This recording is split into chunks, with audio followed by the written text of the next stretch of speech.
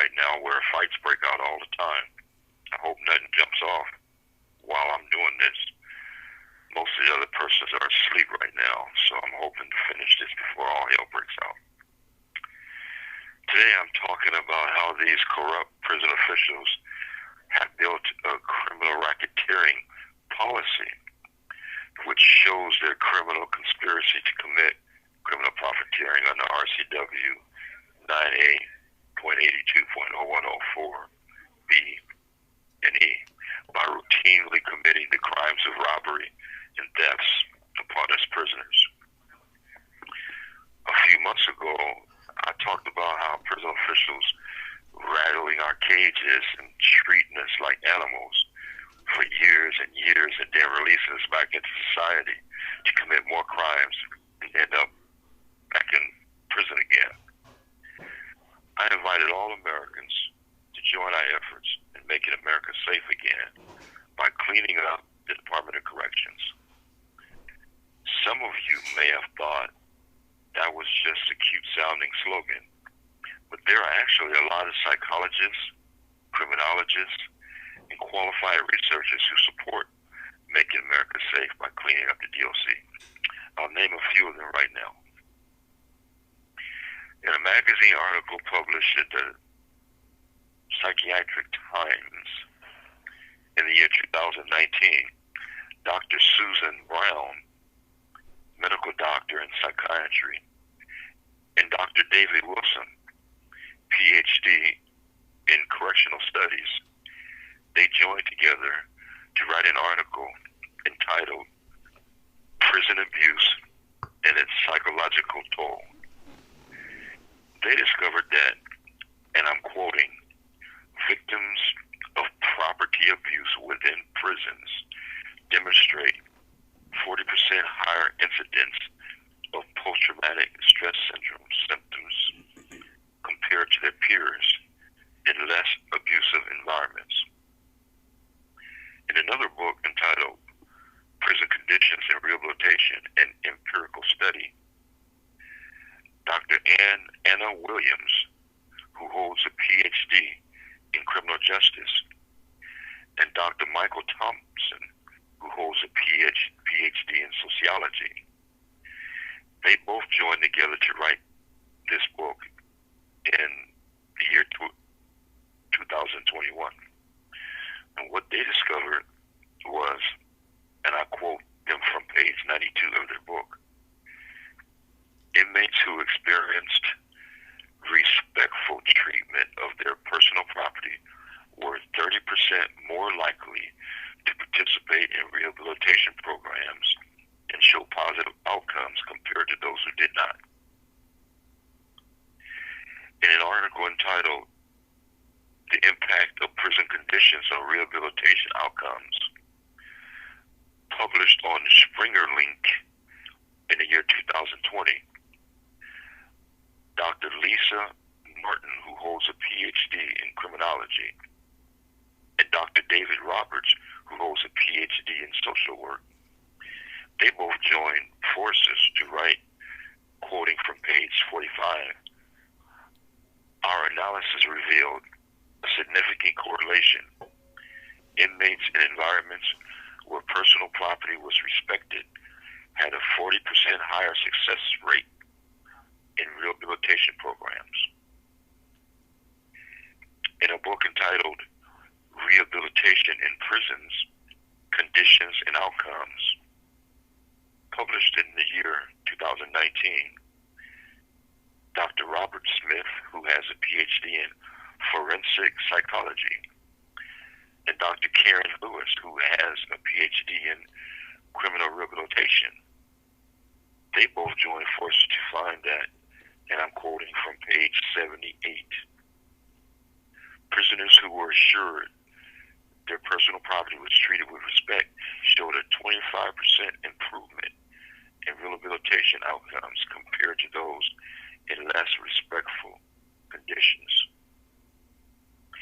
And in another article entitled Conditions of Confinement and Their Impact on Rehabilitation and Recidivism, published on Springer Link in the year 2018, Dr. James Carter, who holds a PhD in corrections, and Dr. Emily Flack, who holds a PhD in psychology. They both joined forces to find, and I'm quoting from page 62, respectful handling of personal property within prisons is associated with a 35% decrease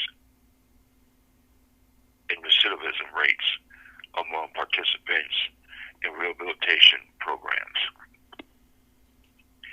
So, America, there's a lot of data out there to support the general conclusion that prisoners who are abused by prison officials end up serving more time in prison.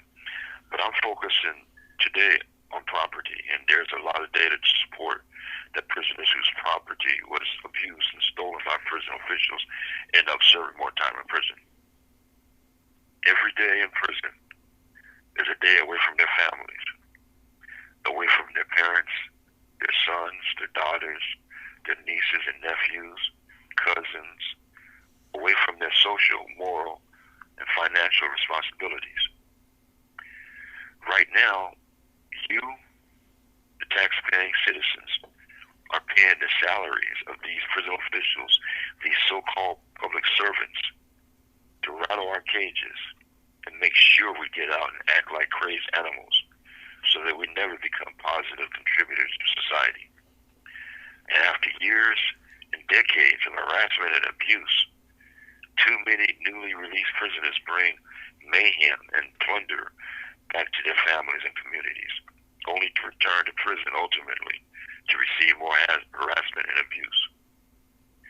In this way, they're using your tax dollars to stab you all in the back.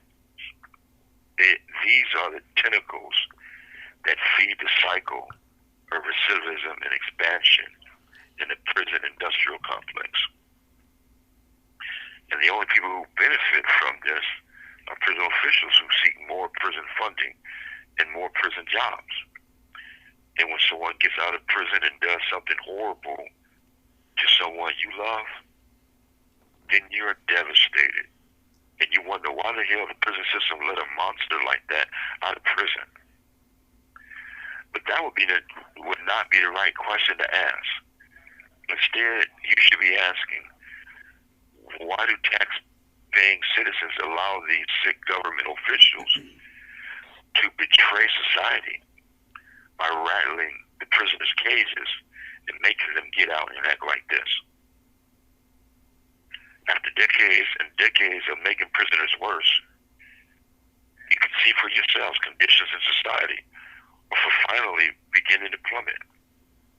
I've been told the scenery out there is approaching the apocalyptic. And if you're waiting for bands of homeless people to burst into your homes to take your food and water, then, well, by then it may be too late to reverse this thing. It is imperative that we start doing something about it right now before it's too late. The first thing we must do is dismantle the DOC criminal racketeering policy 420-375 because it encompasses, it encourages, it condones, facilitates, and covers up for prison guards who steal prisoners' personal property every day, whenever they feel like it. Stopping these thefts, this criminal system of racketeering, may be the single most effective way to help the largest number of prisoners to reduce the rate of recidivism and to make communities out there more safe. Now, America, tell me if I'm wrong. Just about all prisoners have some history of committing property crimes. Most criminal behavior starts during childhood. Stealing candy from the candy store. Then there's a stolen bicycle, a stolen car. Small amounts of money are stolen. Later in life, they end up committing more serious property crimes, robbery, burglary, and leading to assaults and finally murder. Just the other day, my friend Kyle Penny And I was talking about when somebody does you wrong, then somewhere in the back of your mind, in your subconscious, it makes you do the same thing to somebody else. Now people don't be acting like you don't know what I'm talking about. We all know it's called emotional baggage or misdirected anger. Somebody dogs you, you dog somebody else. And people do this even when we don't realize we're doing it. In this way, crime is contagious. When Kyle was 10 years old, his first bike got stolen from him, and he ended up stealing bikes after that. He was a kid following the rules and laws of society, earning enough money to buy his first bicycle through hard work and chores. Then when he finally bought his first bicycle, somebody stole it from him. After that, Kyle could not bring himself to work and earn enough money to purchase another bike, knowing that someone had gotten his bike so easily and for free. He realized he could easily get a bike for free too. So as time went by, Kyle ended up stealing and selling bikes on a regular basis. Now he's in prison on an unrelated charge. For at least 47 years now, this Department of Corrections has been fully aware that they are out of line for stealing prisoners' property.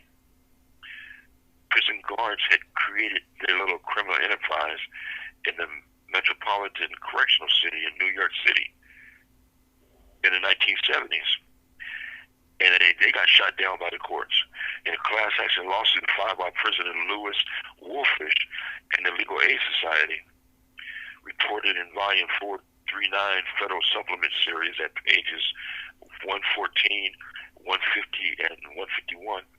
The federal court judge, D.J. Frankel, said the guards searched prisoner cells, barring any opportunity for the prisoner to see what was happening, to seize property upon any officers deciding it was contraband, to keep the property permanently for the government, with no way for anyone to know or question what happened to it.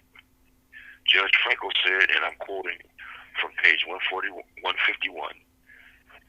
this regime of absolute and unquestionable tyranny, it is, in the most severe and unrelieved terms, an assertion of power to take property without due process.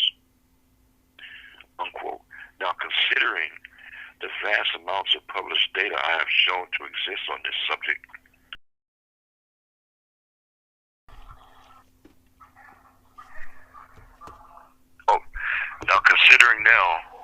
the vast amounts of published data I've shown to exist on this subject, it should be pretty obvious that Washington State DOC officials, they know they're making society more dangerous and making prisoners more dangerous. Yet they still continue to claim in their website that they're making communities more safe. Man, what a fraud. They're playing you all as fools, and I will show you. Complaints about property theft and abuses committed by prison guards. I went directly at this issue by filing a grievance number 217-31539, where I complained that by providing no guidance to prison staff regarding the handling and disposition of our property confiscated as contraband without writing an infraction, this secret DOC policy 420-1.375, it allows prison staff to do whatever they want with our property without violating any policy. It permits staff to make up reasons for confiscating and stealing or destroying our property, along with all evidence of staff wrongdoing. It permits prison staff to keep our property for themselves and take it home with them without violating any policy. This policy 420.375 authorizes, condones, encourages, and covers up state-sponsored thefts. And they have no shame. They don't even care that they're violating the law. You See, their most favorite and convenient way of stealing or immediately destroying our property is by saying our property is contraband because it is altered in some way. It didn't have our name or DOC number on it, so they couldn't tell who it belonged to. Because of this, they say we can never see the property again. We can never have an opportunity to appeal. They're saying our property didn't have our name or DOC number on it. And never have an opportunity to show anyone that our name and DOC number was on our property. They do this even though they know that state law says whenever they claim the rightful owner of personal property cannot be identified, the property must be held for 6 months. Under Washington Administrative Code 137-36-0401B. In response to my grievance, the grievance coordinator, Griffin, claimed all unauthorized property that has been confiscated with no infraction being written will be processed in accordance with DOC Policy 440. I remember that, DOC Policy 440. I appealed to level 2, and in my appeal, I just said, look, stop the smoke and mirrors and fully instruct staff as I requested in my complaint. In response, Superintendent Holbrook upheld the level 1 response. I appealed to level 3, the final level. In response to my appeal, on December 24th, 2021, Deputy Assistant Secretary Jeffrey Utrecht said DOC Policy 440.000, quote, outlines and gives staff direction about how to handle property that is not identified as contraband, unquote. And remember that. I'm coming back to it in a minute. I have posted copies of these policies and grievances at the end of this segment so that we can look at them closely and I can show they are deliberately conning the American people. Utrecht's denial of my grievance is evasive and it makes no sense. By saying DOC Policy 440.000 outlines and gives staff direction about how to handle property that is not identified as contraband, Utrecht is admitting that DOC 440.000 does not deal with property that is identified as contraband. And by admitting that DOC 440.000 does not deal with property identified as contraband, he is admitting that my grievance is correct. That neither DOC 420-.375 nor any other policy provides staff guidance in disposing of contraband without an infraction, and the guards can take our property and say it is contraband and then do whatever they want to do with it. But he tries to smooth it over by saying some policy covers the issue. And when he says this, he doesn't quote or identify any part of any policy that tells guards what to do with confiscated contraband when they do not write an infraction. Instead, he wants people to just trust him, just take his word for it, that their policy covers this, while they all continue to lie through their teeth about it. America, the last people in the world you should trouble and trust are prison officials. They are the biggest liars on the planet. And you don't have to trust them. I have posted these policies at the end of today's segment so that you can read and see for yourselves that there is no policy that tells staff what to do when they confiscate our property saying it's contraband without writing an infraction. They're just a bunch of lying, thieving dogs. They continue to do this even after I won a lawsuit about it. On September the 4th, 2012, I won the first part of my lawsuit about this stuff in the Seattle U.S. District Court for the Western District of Washington. The name and case number are Brown versus Vail, 006-1546. I won because they denied me due process by destroying my property without allowing me opportunity to contest the reasons they gave for confiscating my property, and without allowing me opportunity to mail the confiscated property out of the prison as required by state law, Washington Administrative Code 137-36-040-1B. You see, the law says that we can't sue prison officials for stealing and abusing our property unless we can show they did it while following some established state procedure. I had said that Sergeant Lopez abused my property by following DOC policy 420.375's state procedure, instructing them to throw my property in the trash. And my grievance number 06-24109 against the Twilight Zone Washington State Reformatory Sergeant Christopher Lopez for stealing and destroying my property.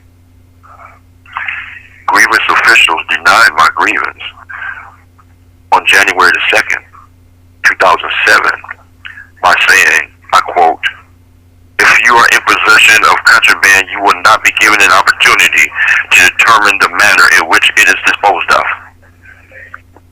Now, that's what they said in my grievance on this subject.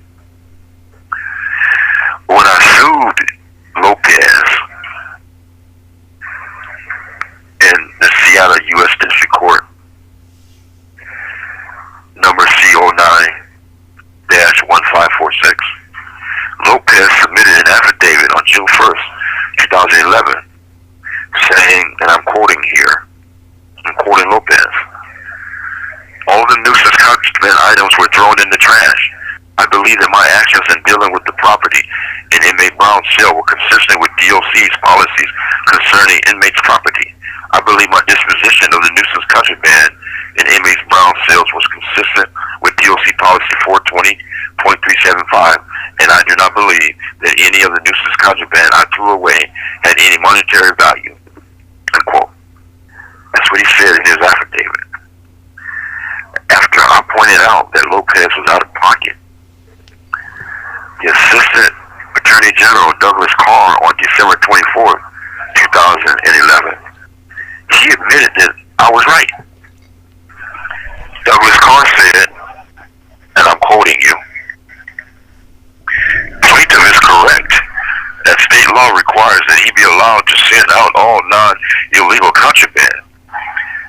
Defendants also concede a potential conflict between the provision of DOC 420.375, which allow for the summary disposal of nuisance contraband, and the plain language of WAC Rule 137-36-040, which requires DOC to allow inmates to send out all non-illegal contraband property. However, the defendants have established that under Washington law, any such conflict would be resolved in favor of DOC's administrative regulation, which, unlike DOC policies, have the force of law. This conflict demonstrates that the summary disposal of nuisance contraband is not established state procedure." Unquote. Now that's some heavy stuff there. He's basically saying that they had to follow the WAC rule, just like I said, and that they can't use some policy that they made up, like 420.375. They can't use that in order to override state law, which is what they did.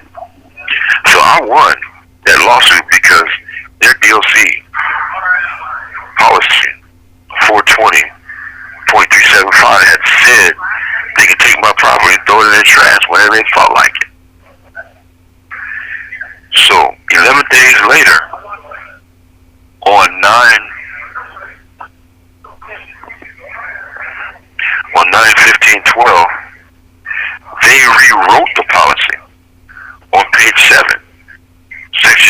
numeral 4, capital B, 2, A, to now say that whenever they take property saying it's contraband without writing an infraction, prisoners will be given, quote, 90 days to dispose of these items, unquote. The 90 days gives us time to resolve any disagreements over why the guard says the property is contraband. Okay, so I figured that would be the end of it. I didn't think they would ever go back to their old ways again, but they did. You see, since I had already won the first part of my lawsuit, we were preparing for the second part where the jury decides how much money I get. So I said I would tell the jury that prison officials created this DOC policy 420-375 so that they could steal prisoners' magazines and girly pictures. You see, they made a rule saying our girly magazines and pictures become contraband after 6 months. Back then, we were allowed to decide what to do with them. So we used to throw them in the unit sergeant's trash can. But then we learned the guards were taking our girly magazines and photos out of the trash can and keeping them for themselves. So we started tearing our magazines in half before throwing them in the sergeant's trash. And when we started doing that, the guards went off.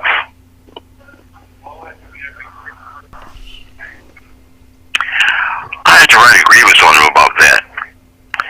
And 2 grievances. Grievance numbers 8906995 and 8907109, which I'm also attaching to today's presentation. They confiscated several of my girly magazines and photos. They stole 85 of my photos and 4 of the magazines. The ones that they knew would be returned to me. And when they called me into the office to throw the rest of them into the sergeant's trash can on May the 31st and June the 13th, I tore them in half. And that's when Officers Roberts and Partlow went off. They were livid. I thought they was going to put me in solitary confinement just because I tore my magazines in half. After that, it took them about 10 years to pass this new policy 420.375 to stop us from tearing our magazines in half to keep them from stealing them. So in my lawsuit, I was showing they were so out of line. They were afraid to let a jury decide how much money to give me. So they offered to give me $2,500. When I refused their offer, they got mad and sneaked back and rewrote their policy 420.375 on August the 16th, 2013, to now say nothing about what the guards are supposed to do when they take our contraband property without writing an infraction. So before it was time to ask the jury how much money they have to pay me, I started asking questions about that DOC policy 420.375. The law required them to answer my questions under oath and to produce any documents that I requested so I can tell the jury how they responded to my questions. Well, of course, they know they made this policy 420-375 to stop prisoners from tearing our magazines in half, but they couldn't admit this to a jury in court. So this Secretary of Corrections, Eldon Bale, he panicked and started playing dumb. He acted like this policy 420.374 You have 1 minute left. Just dropped out of the air, dropped out of the sky and landed on his desk. No one knows where it came from or why. And this all happened at the same time while he happened to be in a trance, and he signed this policy, even though he doesn't remember signing it and doesn't know why he signed it and doesn't even know what the policy means. He was refusing to answer my questions, so I got the court to order the Secretary of Corrections to answer all of my questions and produce all the documents I had requested.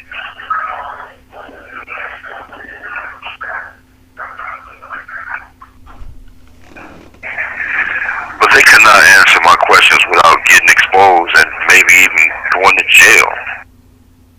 So they offered me $30,000 to stop asking questions.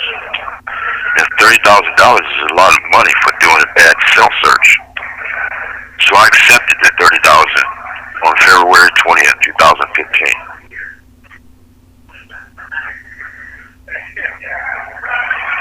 They did the same thing again recently. They stupid.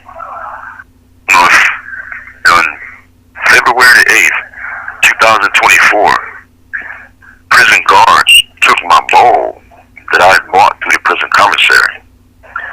And they said they destroyed it because it didn't have my name and DLC number on it, and they couldn't tell who it belonged to, even though they took it from me. I never saw it again, and I was never given an opportunity to show anyone that my bowl did have my name and DLC number on it. I was never given an opportunity to appeal what they said and did, and never given an opportunity to mail my bowl out of the prison. They violated Washington Administrative Code 137-36-040-1B that says they have to hold our property for 6 months whenever they claim they can't determine who it belongs to. This administrative code was made for the purpose of providing prisoners enough time to show that confiscated property belongs to us. They can't be destroying property just because they say they don't know who it belongs to.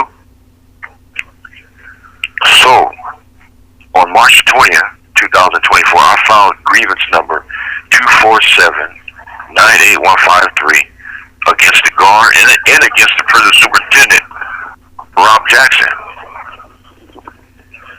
for failing to tell these guards when WAC 137-36-040-1B requires them to hold our property for 6 months. All levels of this grievance is also posted at the end of today's segment.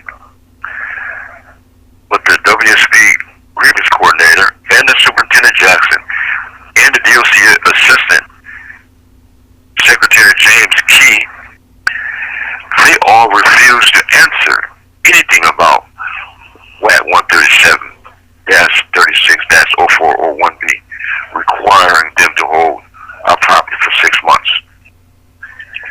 None of them said anything about WAC 137-36-040. They couldn't because I busted them red-handed. So they just pretended I didn't say anything about the WAC 137-36-040 requiring them to hold confiscated property for 6 months. They want to keep lying about it, but they can't because I'm being direct and to the point. So they should just pretend I didn't say anything about it. So I made a recorded telephone complaint with the Correctional Ombuds Office. I explained that my complaint is not about a bowl, but about guards violating WAC 137-36-040-1B by saying it was by using DOC policy 420.375 to immediately destroy our property by saying it's altered and ownership could not be determined. I thought for sure the Ombuds Office would get to the bottom of this since in December the 7th, 2020, the Ombuds Office reported that official abuse of prisoners' personal property is a, quote, systemic issue, unquote, that is the result of, quote, a lack of standardized training, unquote. Because the DOC has done nothing to fix this problem that the Ombuds Office has already pointed out. I thought for sure they would get on them again, and this time use WAC 137-36-040-1B to show the lack of standardized training, which I complained about in my grievance number 247-98153 against Superintendent Jackson. But they didn't. The Ombuds Office refused. This issue is so serious, so evil, even the Ombuds Office refuses to touch it. You see, there have been times when a prison guard has been caught policy to steal prisoners' property every day is criminal racketeering, and they can all go to jail for it. So instead of doing something about it, the Ombuds Office covered it up. In response to my complaint, the Ombuds Office on June 5, 2024 said, quote, the OCO was unable to substantiate a violation of policy by DOC. The OCO found that DOC handled your property correctly per DOC 440.000, personal property in prisons. The DOC requires incarcerated individuals to engrave their DOC numbers on items like bowls, plates, cups, and other like items, unquote. The Ombuds Office didn't say anything about policy 420-375 allowing guards to steal our property, and didn't say anything about prison officials violating WAT 137-36-0401B every day by claiming they destroy our property when they're supposed to hold it for 6 months. Even the Ombuds Office covered it up. DOC policy 420.375 uncovered. So here's the situation. DOC policies generally are posted on the DOC website. In DOC policy 440-000 on page 7, there's just a brief reference to DOC policy 420.375 saying if a prisoner fails to send his property out, then it will be handled in accordance with DOC 420.375. So in order to keep their daily theft process covered up, the DOC will not let anybody see their DOC policy 420.375. If you go on the DOC website, you will find all other DOC policies, but you will not find this DOC policy 420.375. If you want to see this policy, you will have to purchase a redacted copy of it through the state's public disclosure process, which takes weeks, and there's a lot of trouble. They know people are not going to purchase a copy of this policy, so they're forcing everyone to trust whatever they say.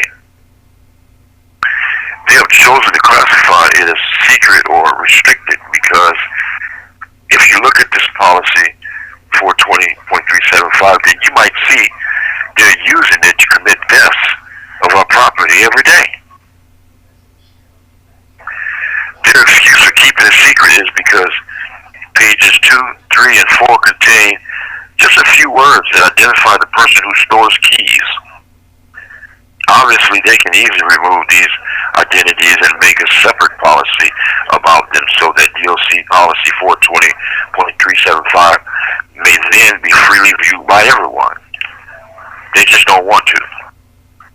So for this reason, I have attached copies of this policy to my today's presentation so that everyone may now read the 3 different versions of this policy for yourself.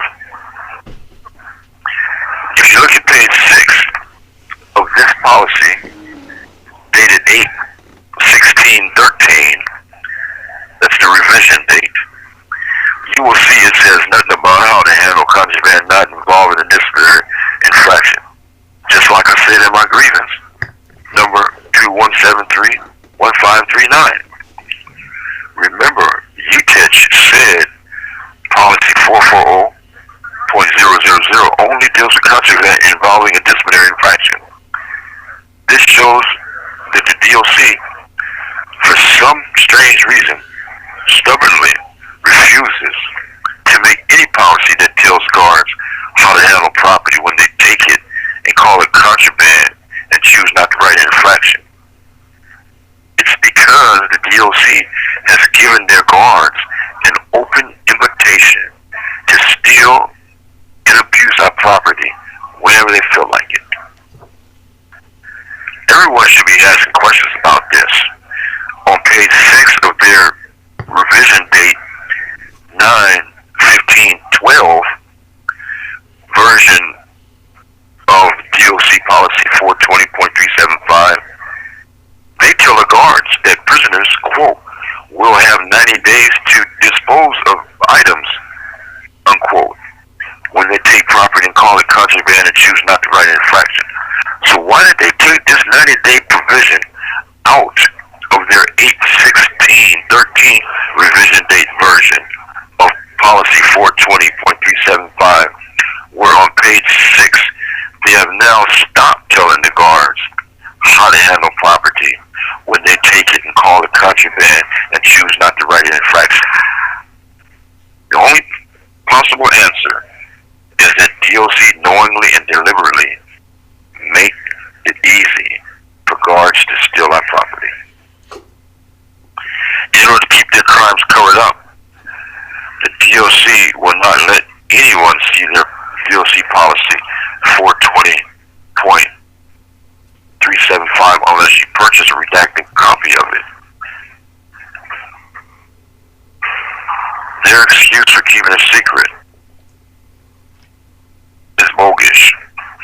Like I said, all they have to do is put those names of the people who store the keys in a separate policy so that everyone will be able to see this policy. But now, because of this, whatever they may choose to do with our contraband property, even if they take it home and give it to their kids, or if they go find a place to sell it for money to pay their bills, they still do not violate any policy, because there is no policy saying what they can or cannot do when they take our property and call it contraband and choose not to write an infraction. Now this in turn sheds light on another set of questions and issues. You see, the law says government officials cannot use internal policies to override Washington Administrative Code. At the end of today's presentation, I have attached a copy of the Attorney General's argument where he admitted that DOC officials must follow Washington Administrative Code 137-36-040, and that they cannot be ignoring this administrative regulation. So the question now is, why did they not address the violation of WAC 137-36-0401B in my grievance number 24798-153? And why did the Ombudsman's office skip over the issue of them violating WAC 137-36-0401B? Why did they all act like my complaint about them violating WAC 137-36-0401B was irrelevant or unimportant that need not be answered? Once again, the only possible answer is that they are knowingly and deliberately making it easy for guards to steal our property. You can fix this problem right now, America. I believe I've done enough groundwork to make it easy and simple to resolve just by sending emails, making phone calls, and asking the right questions. Remember, they paid me $30,000 to stop asking questions. At the end of this segment, I have listed the names and addresses of officials and representatives who I am asking all of you to call and send emails to. The questions to ask are: 1. Does the Department of Corrections have to follow state law, specifically Washington Administrative Code 137-36-04001B? Number 2. Why is the Department of Corrections not required to follow Washington Administrative Code 137-36-04001B's requirement that prison officials hold prisoners' property for 6 months? Number 3, how many years or decades has the Department of Corrections refused to follow Washington Administrative Code 137-36-04001B? And who initially authorized these refusals? Number 4, why was my allegation that DOC is violating violating Washington Administrative Code 137-36-0401B not responded to in my grievance number 24798-153? Was there a breakdown in the process, and if so, why? Number 5. Why was my allegation that DOC is violating WAC Rule 137-36-0401B not addressed by the Washington State Ombuds Office? Again, was there a breakdown in the process, and if so, why? Number 6. Why is DOC allowed to use DOC Policy 420.375 to steal prisoners' personal property by not instructing prison guards on how to dispose of personal property labeled as contraband confiscated from prisoners without a disciplinary infraction? When you ask this question, you should emphasize that in my grievance number 217315339, Department of Corrections admitted that DOC Policy 440.000's property disposition process does not apply to property deemed to be contraband. And number 7, why does the Department of Corrections the Department of Corrections make a policy stating that what staff must do when they confiscate prisoners' personal property as contraband without writing infraction? Number 8, why is the Department of Corrections allowed to continue classifying DOC Policy 420.375 as restricted? This is such an important policy that dramatically affects all prisoners' rights to property.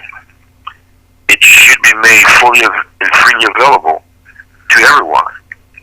A ready, easy alternative to classify the entire policy as restricted would be to simply remove the restricted information out of the DOC Policy 420.375, thereby making DOC Policy 420.375 fully and freely accessible to all, and then just put the restricted information into a separate, altogether different restricted policy. Well, America, here you are. Washington State is routinely committing thefts and robberies every day, running a criminal racketeering enterprise and using it to agitate its prisoners so that they will get out and commit more crimes, thereby dragging society further down into the apocalypse. Now, before I close, I want to clarify. I don't use the word robbery lightly. There's a robbery when someone uses the threat of force of stealing your property. When the guards roll up on us and say, "Yo, man, we're going to search your house." Hey, man, I like that. I like this and I like that.